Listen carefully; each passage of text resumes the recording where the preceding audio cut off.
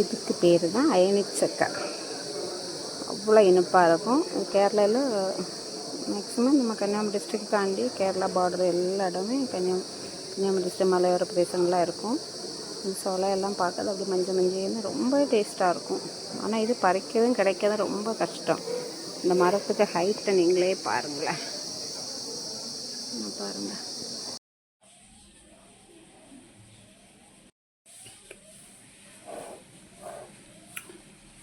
அயனிச்சக்கை open பண்ணி பார்த்தா பார்த்தீங்களா, ஃபஸ்ட்டு காமிச்சது பச்சை, ரெண்டாவது காமிச்சது பழுத்தது, ஓப்பன் பண்ணார்.